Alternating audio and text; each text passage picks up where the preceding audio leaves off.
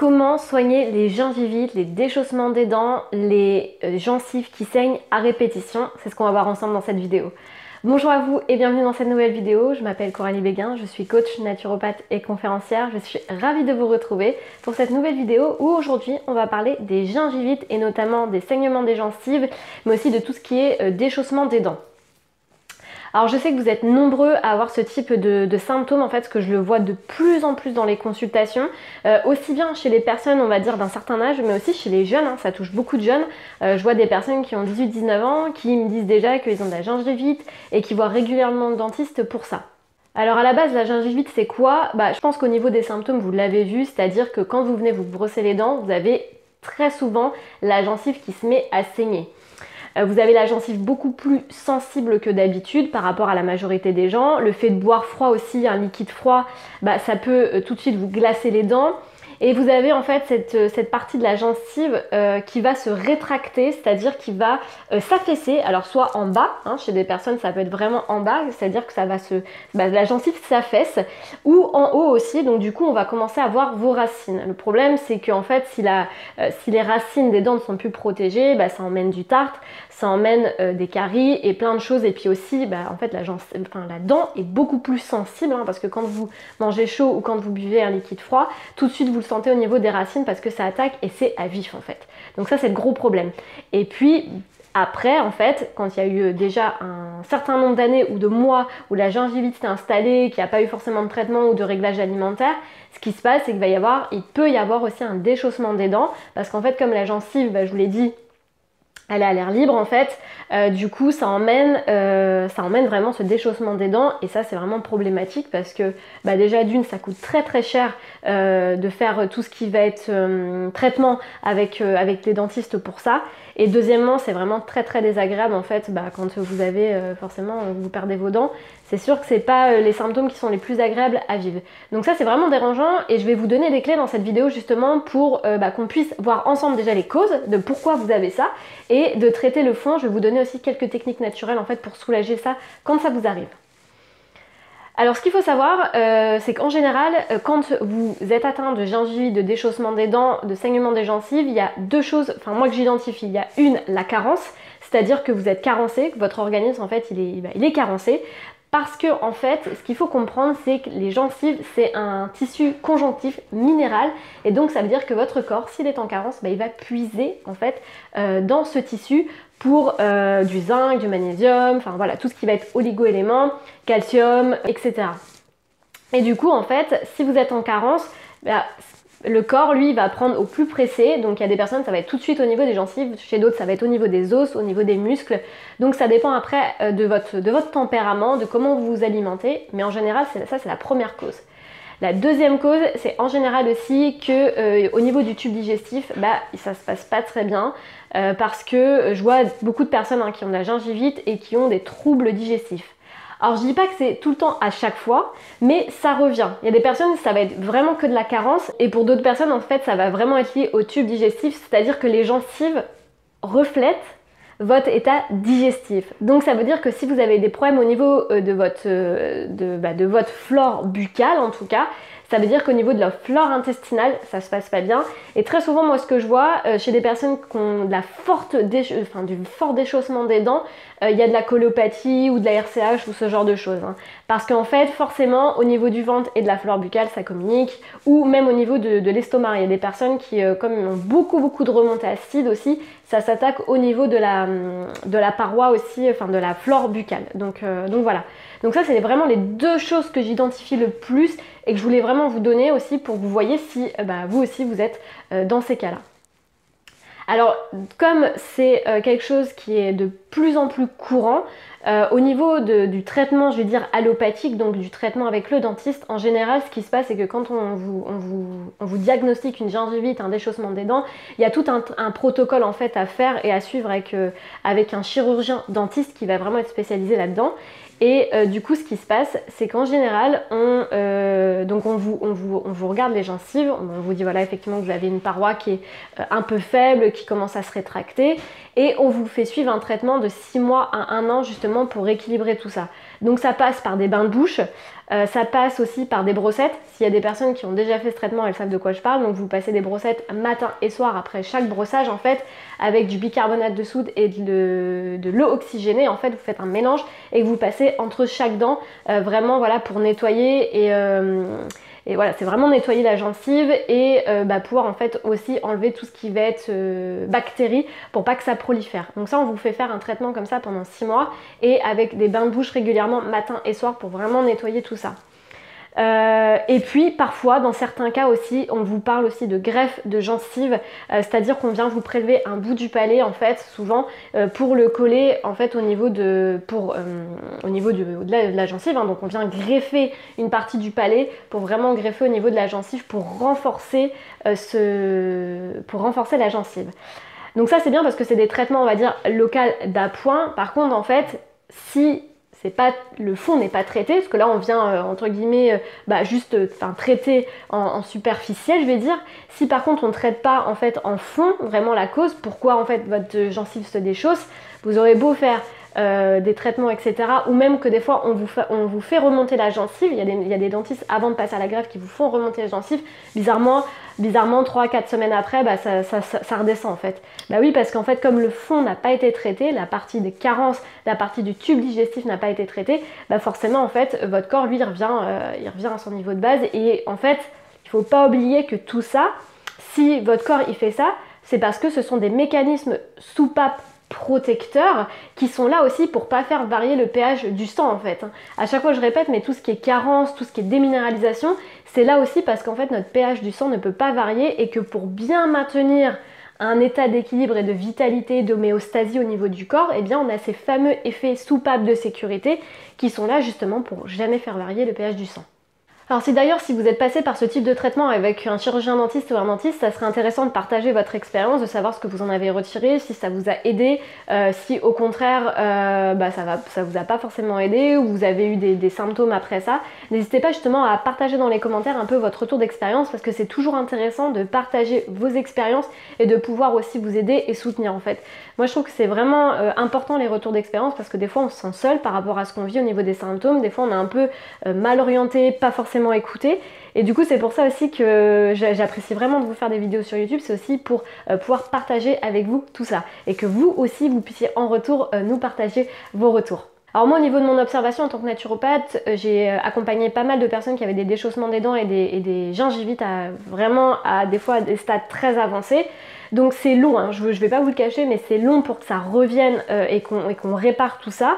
Ce qui est vraiment important, c'est quand même de voir un dentiste en parallèle, de faire le travail, si vous avez un dentiste, de travailler, que le naturo et le dentiste travaillent ensemble, c'est vraiment le mieux. Et puis moi ce que j'ai vraiment beaucoup aperçu c'est ça, c'est alors soit de la déminéralisation, donc on en revient vraiment à cet état de carence, la déminéralisation, ça c'est très important.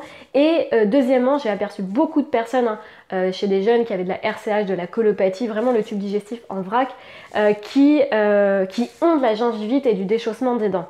Et je vous dis c'est quand même assez problématique parce que quand on commence à avoir 23-24 ans et qu'on a déjà ça, on n'a pas 80 ans, donc nos dents on a vraiment envie de les garder et de les conserver un certain temps.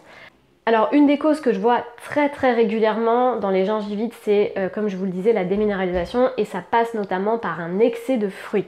Alors je sais que les fruits sont prônés dans notre société, qu'il faut en manger 4-5 par jour et que je vois encore beaucoup de personnes qui me disent je prends un petit déjeuner avec 5-6 fruits par jour parce que voilà au moins ça m'apporte toutes mes vitamines. Et quand je regarde au niveau des symptômes, qu'est-ce qui revient en premier? De la gingivite, beaucoup de déminéralisation, donc la peau très sèche, de la fatigue, vous savez l'effet peau de serpent au niveau des jambes, de la perte de cheveux, des doublements des ongles, tout ça ce sont des signes chez moi en tant que naturopathe qui m'indiquent qu'il y a une déminéralisation du corps parce que le corps prend dans votre tissu minéral, dans votre tissu conjonctif les réserves minérales pour contrer les acides qui rentrent dans votre corps. Et comme je dis à chaque fois, en fait, les fruits, les fruits, sont bien évidemment faits d'eau et de sucre, donc de fructose, mais aussi effectivement de vitamines, mais d'acide tartrique, malique, etc. Et du coup, ces acides-là ne peuvent pas rester acides dans le corps. Tout ce qui rentre en acide dans le corps ne peut pas rester acide, comme je vous l'ai dit, sinon c'est le pH du sang qui varie. Le pH du sang ne peut jamais varier, sinon c'est le coma en fait. Donc c'est pour ça que notre corps est bien fait et qu'on a ces mécanismes protecteurs qui sont là pour nous protéger en fait. Sauf qu'en fait au bout d'un moment, quand on abuse de faire rentrer des jus de citron tous les matins, des fruits 5-6 dans la journée, qu'on fait des plateaux repas de fruits comme je le vois chez des frugivores, ou même chez des personnes qui se disent le soir je mange pas et je mange que des fruits avec un fromage blanc, c'est extrêmement nocif et c'est une bombe à retardement pour votre tube digestif et votre flore buccale. Donc si vous faites partie des gens qui ont de la gingivite et du déchaussement des dents, attention avec l'excès de fruits. Vraiment, si vous avez ce type de symptômes, mangez plutôt de la banane ou alors des fruits cuits ou encore de la compote. Quand je dis fruits cuits, ça peut être dans des tartes, dans des gâteaux. Et puis 1 à 2 fruits par jour. Et si vous êtes extrêmement frileux ou frileuse et que vous avez en permanence la goutte au nez, les sinus qui s'activent, attention avec l'excès de fruits. Ça c'est vraiment un des critères que je regarde pendant mes consultations. Bon après je ne vais pas vous le cacher, mais la deuxième cause aussi c'est l'excès de sucre. Forcément l'excès de sucre, quand vous venez prendre beaucoup de sucre dans votre alimentation, ça impacte la flore buccale et en fait ça crée aussi de la prolifération bactérienne au niveau des gencives et des dents. Ça peut vraiment installer la gingivite et le déchaussement des dents à moyen et à long terme. Et puis bien sûr des caries aussi. La troisième cause aussi que je remarque, alors ça c'est très important, j'ai vraiment envie que vous le reteniez, c'est un manque d'apport protéique. Très souvent en fait, de plus en plus chez les femmes que j'accompagne, je vois qu'on retire la viande ou le poisson ou les œufs et on se dit j'en mange qu'une fois ou des fois 3 fois dans la semaine, pas plus. Il faut savoir que le tube digestif c'est un muscle et comme tous les muscles, il a besoin d'un apport protéique pour fonctionner. Si vous lui enlevez en vous disant que vous n'en avez pas besoin, que vous n'êtes pas sportif et du coup, vous n'en avez pas forcément besoin, qu'est-ce qui va se passer? Comme tous les muscles ont besoin d'un apport protéique pour refaire la trame la trame protéique, parce qu'en fait quand vous marchez, quand vous pensez, etc., vous consommez des acides aminés au niveau du cerveau, mais aussi au niveau de votre corps.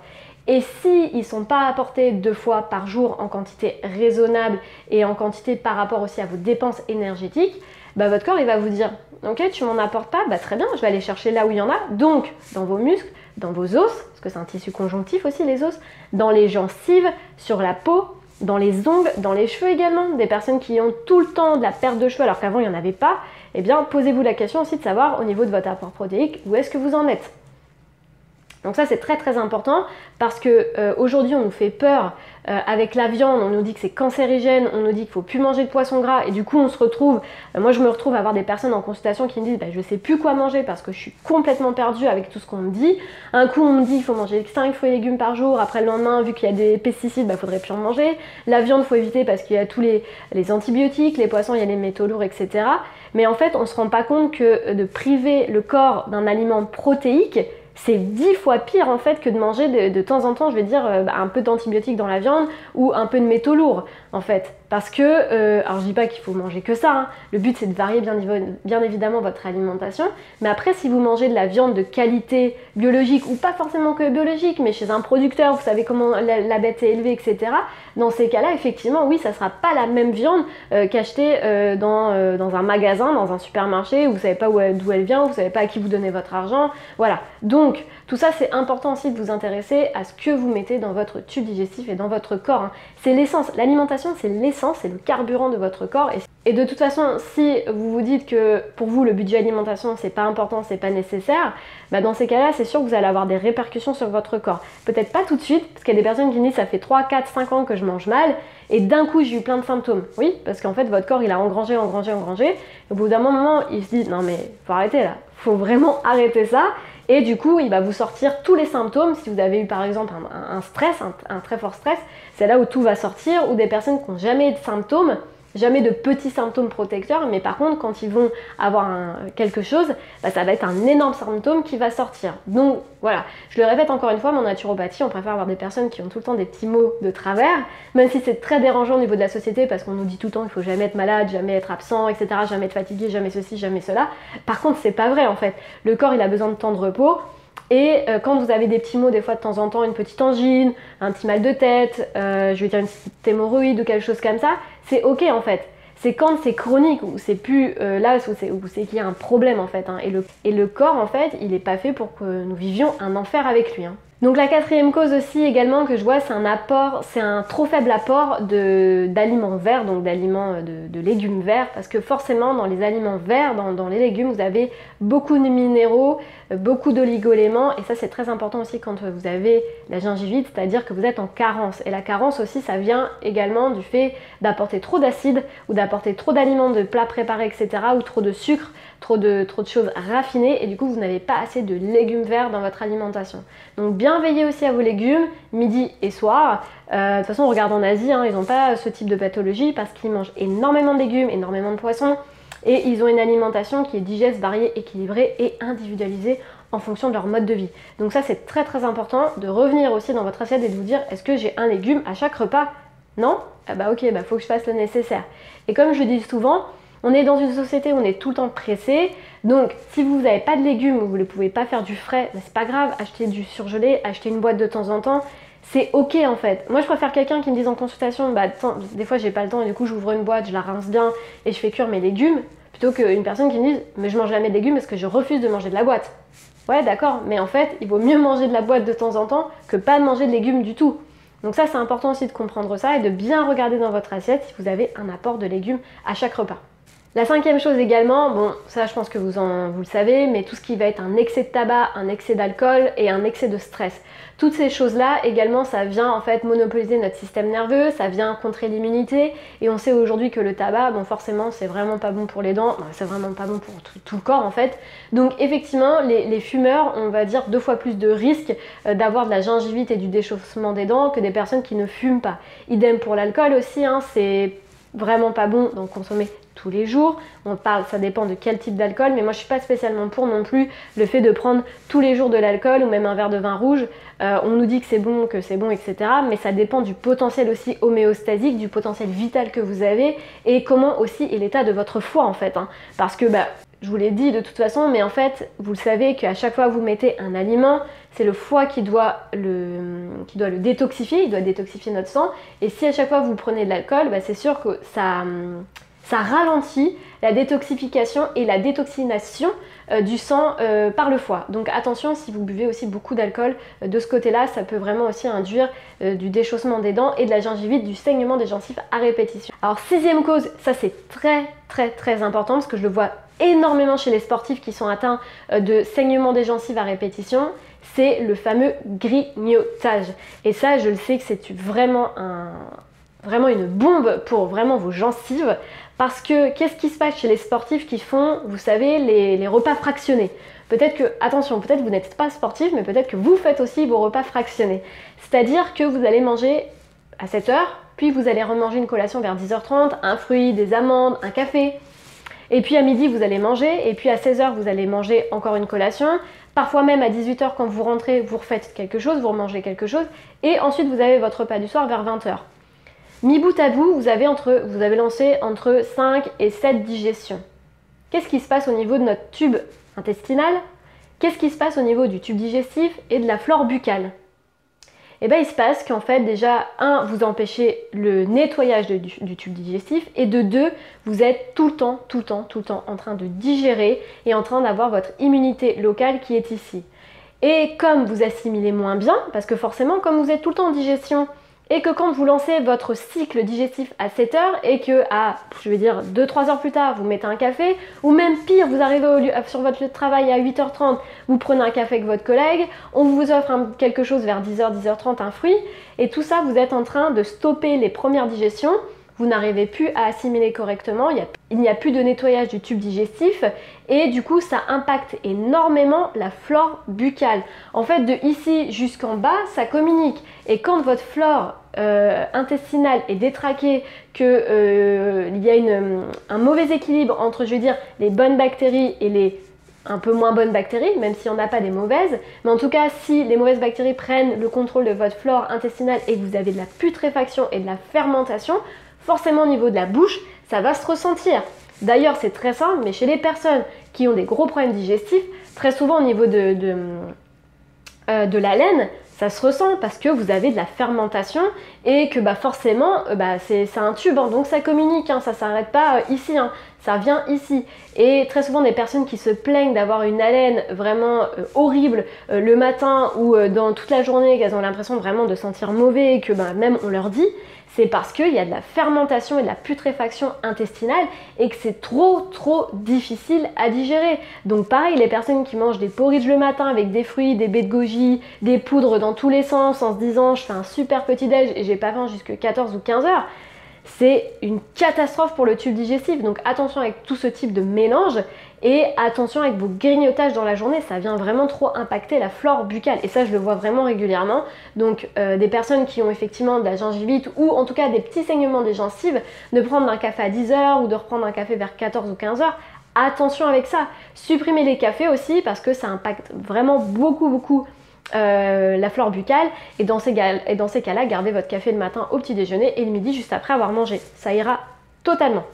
Et puis comme 7e raison, vous avez également la carence en oligo-éléments. Parce que comme je vous l'ai dit, la gingivite, enfin en tout cas les gencives représentent représentent votre tube digestif, mais aussi ça peut être des carences. Et quand vous êtes carencé par du surmenage physique ou intellectuel, mental, comme c'est le cas de plus en plus dans notre société, eh bien vous avez des carences en oligo-éléments. En plus, il suffit que forcément vous mangez pas forcément bio, pas forcément équilibré, digeste, vous avez beaucoup plus vous êtes exposé beaucoup plus en fait à de la carence minérale et du coup, comme je vous l'ai dit, notre corps il va puiser dans les réserves conjonctives, dans les réserves minérales, donc c'est parce que aussi vous avez une carence qui s'est installée au fur et à mesure en fait sur du...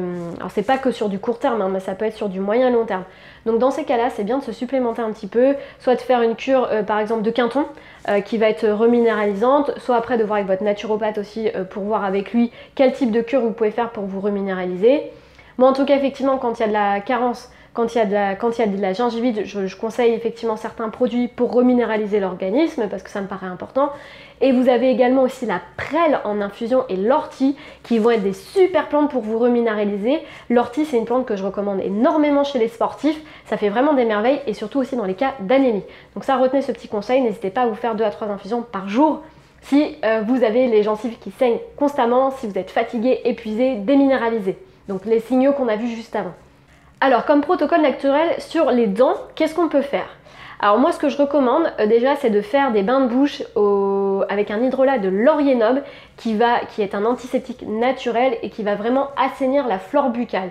Donc ça vous allez pouvoir le trouver soit en magasin bio, soit moi comme je suis sur l'île vous avez le tiroir aux essences également qui le propose. De l'hydrolat pur s'il vous plaît, pas coupé avec de l'alcool, donc lisez bien les étiquettes. Parce qu'il y a des personnes qui me disent ah non mais en plus l'hydrolat ça coûte vraiment pas cher, on est sur du 2-3 € pour du 250 ml. Et quand je regarde la compo derrière, je regarde coupé avec de l'alcool. D'accord.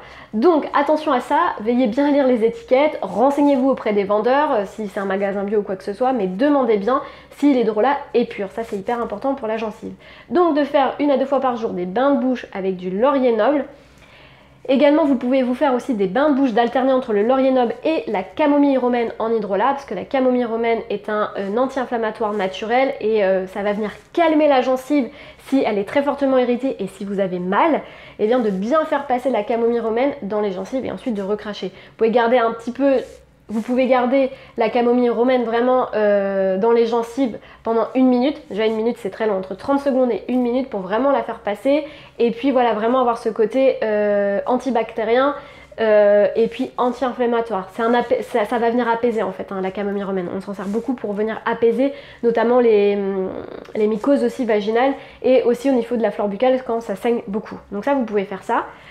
Deuxième chose, après chaque brossage de dents, passer de la crème relax, donc ça je vais vous remettre le lien juste en dessous si vous voulez en commander, mais ça c'est vraiment la crème que je recommande dans les cas de gingivite. Vous allez prendre de la crème, en fait c'est à base d'eau de mer, et vous allez vous l'appliquer en fait dans les gencives directement et vous allez masser la gencive. Vous allez masser la gencive de façon à faire remonter si vous voulez, enfin si c'est en bas, remonter votre gencive ou en haut de la refaire redescendre. Et donc ça vous appliquez vraiment bien au doigt et voilà, vous laissez pénétrer. Cette crème vous pouvez la manger parce que de toute façon elle est à base d'eau de mer, d'eau et de glycérine, donc il n'y a aucun souci, on peut l'appliquer sur les muqueuses sans problème. Donc je vais vous remettre le lien juste en dessous, mais ça je sais que ça marche très bien dans les cas de gingivite et de saignement des gencives parce que c'est une crème qui va venir reminéraliser et qui est est en contact direct avec vos muqueuses, donc ça c'est vraiment top si vous êtes concerné par de la gingivite et que vous voulez passer sur des traitements naturels. Donc juste essayez. Et puis si vous voulez vous l'appliquer autre part, sur la peau, sur les yeux, même si vous avez de la démangeaison au niveau du cuir chevelu, cette crème elle fait quasiment tout, donc ça c'est vraiment top. Donc ça vous pouvez vraiment vous l'appliquer, et même en soins du soir et du matin chez les femmes pour la peau. Donc ça c'est moi c'est vraiment un des conseils que je vais donner. Après je donne d'autres conseils bien évidemment quand je suis en consultation, mais c'est déjà un premier, une première recommandation que je peux vous faire pour vraiment avoir des résultats tout de suite si vous avez les gencives qui saignent et si vous voulez des traitements naturels pour soigner vos gencives. N'oubliez pas également que forcément une bonne hygiène dentaire passe par la partie alimentaire. Donc si vous êtes concerné par ce type de pathologie, veillez à avoir un bon réglage au niveau de votre assiette. Consultez un naturopathe, moi-même ou un autre naturopathe que vous avez à proximité, pour vraiment faire le travail nécessaire sur votre hygiène de vie et de santé, parce que c'est le plus important. On parle beaucoup, comme je vous l'ai dit, de traitements naturels parce qu'on ne veut plus forcément utiliser des traitements conventionnels, mais ça c'est hyper important de traiter la base et le fond du problème. Troisième chose également que je voulais vous dire, parce que ça je l'ai vérifié aussi sur une personne que j'ai accompagnée sur de la gingivite, c'est des bains de bouche à huile de sésame. Donc alors c'est très désagréable pour le coup d'avoir de l'huile dans la bouche, mais par contre ça marche très bien.